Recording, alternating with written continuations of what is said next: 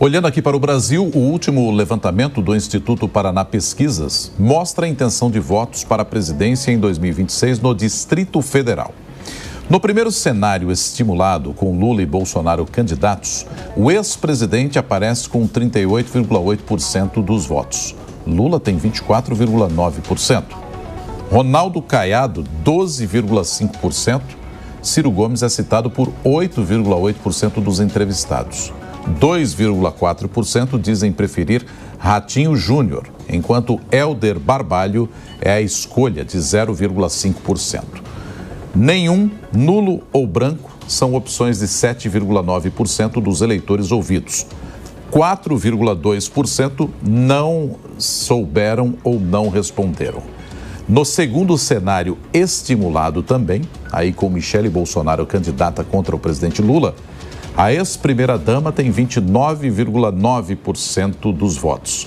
Lula aparece com 25,2%, Ronaldo Caiado, 16,6%.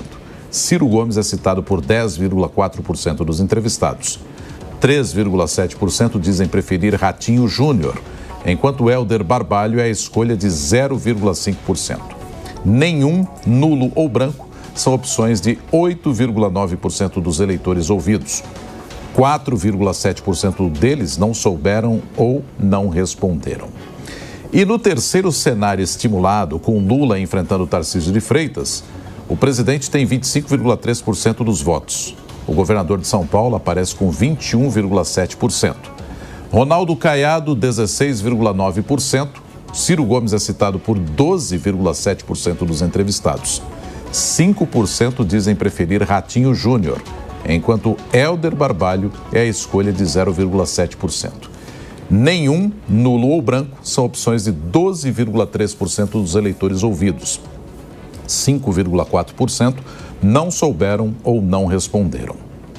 E nós temos ainda um último cenário, o quarto, estimulado também, com Lula tendo Flávio Bolsonaro como principal concorrente. O presidente tem 25,6% dos votos, o senador aparece com 21,8%, Ronaldo Caiado, 18,5%, Ciro Gomes é citado por 11,8% dos entrevistados. 4,9% dizem preferir Ratinho Júnior, enquanto Helder Barbalho é a escolha de 0,7%. Nenhum, nulo ou branco são opções de 11% dos eleitores ouvidos. E 5,7% não souberam ou não responderam. Sobre esse levantamento, a gente conversa agora com os nossos comentaristas, José Maria Trindade e Deise Ciocari.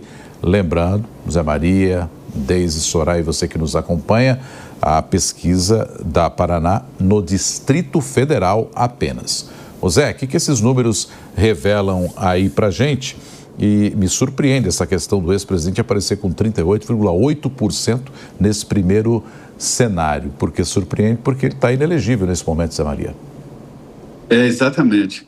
Olha, o Distrito Federal é uma amostragem importante do país inteiro, né? Porque aqui se encontram todos os representantes de estados, né? E Ronaldo Caiado é governador aqui de Goiás, que é o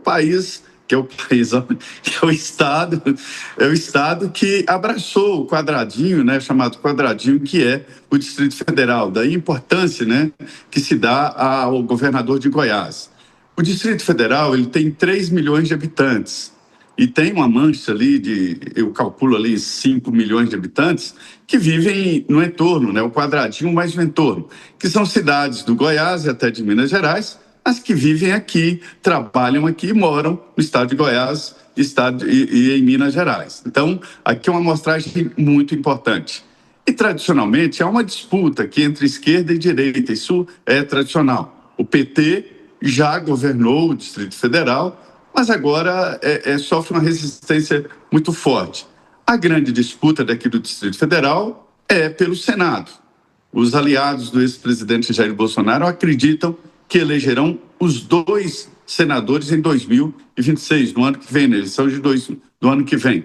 A pesquisa mostra também que a vice-governadora Celina Leão está na frente na disputa pela sucessão do Ibanez Rocha, que não pode ser candidato no ano que vem, né? Ele já fez uma reeleição.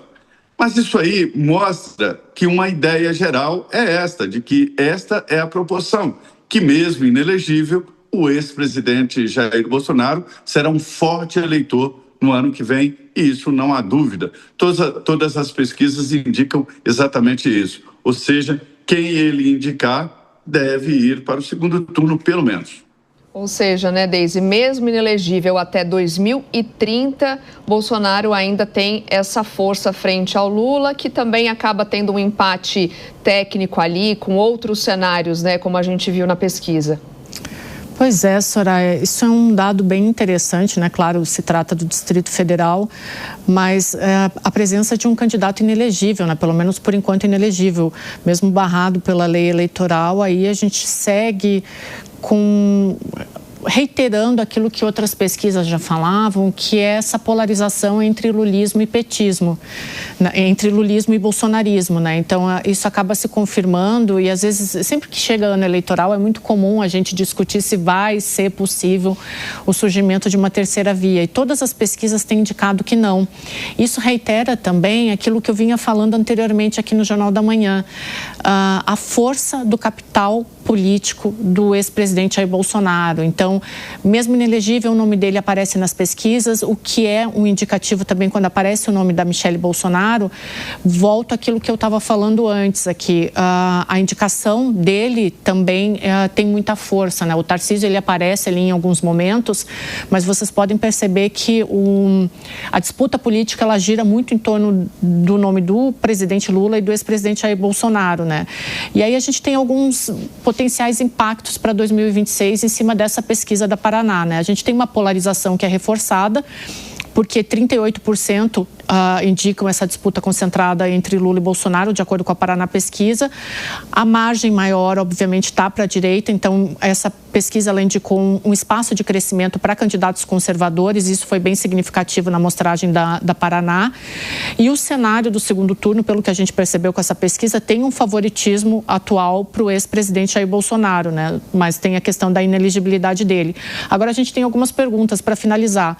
A questão da legalidade, né, e da substituição do ex-presidente, como que vai lidar esse capital político dele. O desempenho das alianças locais, que o Zé Maria tocou aqui, isso é muito importante. E o efeito inelegível popular, como que essa narrativa vai se sustentar para 2026, caso o ex-presidente não seja candidato.